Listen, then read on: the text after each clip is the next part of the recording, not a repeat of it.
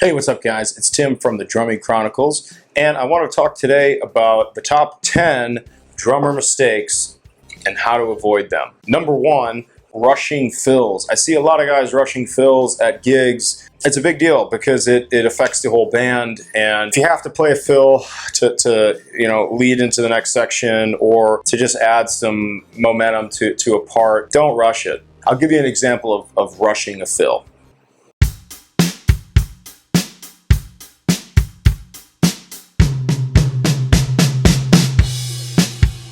So, I mean, we sped up, tensed up. The rest of your bandmates are going to look at you like, dude, what are you doing? Why are you rushing that fill? So the way to get around rushing is a pretty simple trick. You actually just have to relax and breathe out while you're doing the fill. It might sound a little hokey, but I'll show you what I mean. So, playing the beat.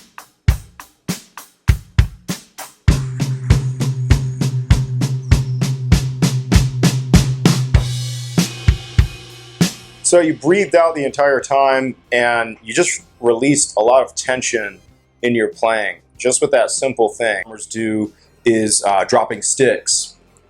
You don't want to drop sticks, but I also want to make this point that it's not a big deal if you drop sticks, okay? Everybody drops sticks. I drop sticks, and what I've done to fix it is I use one of those little stick holders on my hi-hat. So then if you drop a stick, it's not a big deal. You just pick up another one. So here's a video of mine. You can't really eliminate it, partially because, if you're loose, if you got a nice loose grip, I mean, you're just going to drop a stick. You're going to hit something weird, or something's going to come up and oops, there goes your stick. Another big mistake that I see guys do is they hit the cymbals incorrectly. You want to come down and kind of swipe it. I'm being very exaggerated right now, but it's like a glancing blow as opposed to crushing in to the cymbal. If you crush in, you're going to run the risk of breaking your cymbal, breaking your sticks, and it's not going to sound as good. So when you're playing,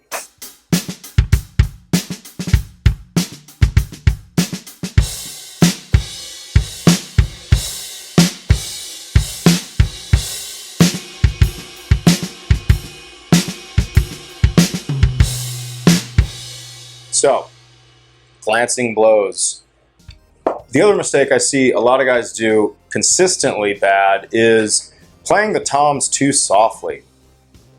Now, I know a lot of the time the toms aren't mic'd up enough, or maybe the sound guy doesn't have the toms cutting through like you would want them, but it's also because you're playing them too softly. I've seen this for years and years and years, and I always made a point as a drummer to play my toms loud and very strongly, because I didn't like it when I couldn't hear it in the crowd. Drums sound very different in the crowd than they do you as the drummer right here. Your head being, in this space, this 3D space right here is much different than what it is sounding like for the people out in the crowd. So you need to play the drums loud, especially the toms. So one little trick is you can do rim shots on the toms. It doesn't have to just be for the snare drum. You got the rim shot on the snare drum, and you got the rim shot on the tom. That'll help you get some volume out of those toms. And just play them hard. Play the toms hard and consistently. Oh, the other mistake I see a lot is improper kick technique. Guys that are playing the kick inconsistently and they're not kicking hard enough. So, that can be a lot of different reasons. Everybody plays differently, but, for the most part, the kick drum should be rock solid. So, the way to get around that is, pick a style and just stick with it. If you're going to bury the beater every time. If you're going to let the beater bounce and get more of like an open kind of boomy sound, do that every time. Don't go in between. Play consistently with whatever style that you choose. The other big mistake that I see drummers doing is just not being confident in the music. This could be because you don't know the style to play, and that's totally acceptable, but you should be studying up and figuring out what to do, or talk to your instructor or your teacher, and they'll help you out with the beat that you should be playing. And just listening to the music that you're playing. Nobody was a pro at whatever style that they attempted the first time they tried it. They studied up on what they're going to play. So if you're going to go to a reggae gig, you should be listening to some reggae music and not like doing the fake, for lack of a better term, white boy reggae. Find out the real guys that did it on the Marley gigs, all that stuff. Your job as a drummer, it's all about confidence in the music and where you are in the song. You got to know that song better than anybody, because you're leading the song to the next section. And if you're not confident in the sections of the song, at least be confident in your beat. You can get away with a lot of stuff just playing a solid 2 and 4. It's like, just be confident, play with resolve, and a solid 2 and 4 will get you out of most situations. So people will look back and they'll say, man, that guy really knows what he's doing. And that's what you want. What else here? The other mistake I see is guys not playing their snare drum optimally. And I mean that by like not hitting the sweet spot. The sweet spot is different on every drum, but you should take some time to find out where it is on your snare drum. And when you look at your snare drum head after, a year's worth of gigs or whatever, it should be worn in that sweet spot. And it should only be about a $50 size. That's how consistent that you should be hitting in the sweet spot on your snare drum. If you're all over the place, that means you're not really committing to a spot on the drum, and that's just making everything inconsistent. So find your sweet spot, commit to it, and don't deviate. There will be some reasons that you want to, play closer to the rim, maybe for a buzz roll. But for the most part, you're going to be doing rim shots and you're going to be in the sweet spot. I guess my point is that it's off center. Okay, your sweet spot in your drum is not dead center on a drum. If you hit a drum dead center, it's actually not going to resonate that well. So you want to hit it just slightly off, just a little bit off, and every drum's different. But my point is that you got to find it in your drum and consistently hit there. It's all about that sweet spot. So the other mistake I see a lot of guys doing is losing the groove. I mean, this is just inexcusable as a drummer.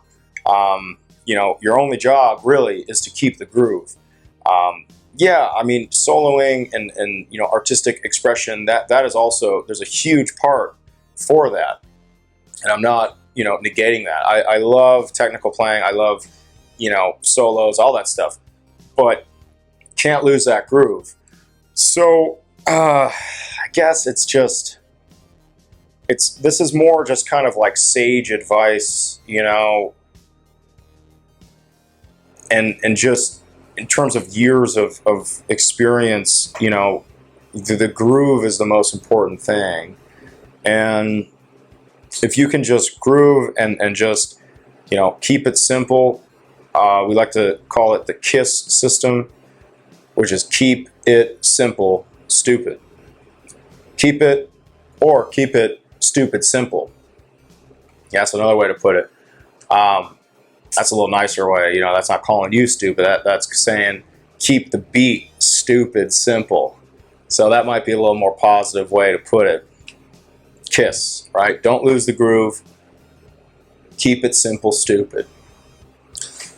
What else? The other big mistake, and I'm guilty of this sometimes too, is dynamics, in playing.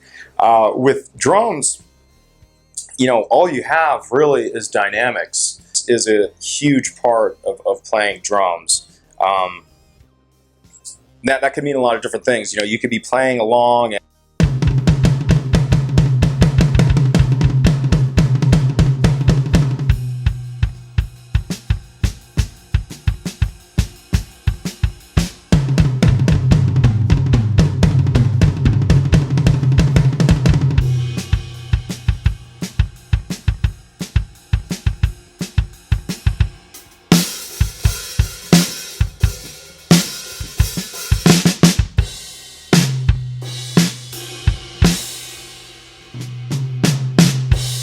so that's kind of an example of some dynamics.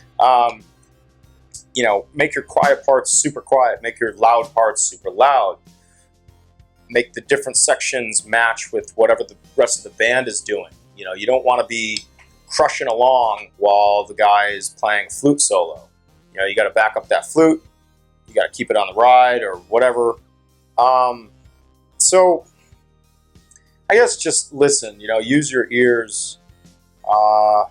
Most people that are gigging, they use their ears and they're listening to the people around them, and they're doing things to complement what the other people are doing. That's dynamics. Another mistake I see some guys doing is not using the right tools for the gig. That could mean the right drums, drum sizes. You know, maybe it's a jazz gig and you have a really big kit. Obviously, you know, money is always a factor, so I'm not saying you need a kit for every purpose, although that would be the best scenario. I'm more talking about like things like you don't want to bring like these big old 2B rock and roll, you know, sticks on a jazz brush gig. You want to use the right tools for the job. It'll make your job easier. And this extends to the right cymbals, the right snare drum. That's one of the main things that you have control over as a drummer. You know, you're going to want to have the right drums for the job that you're doing.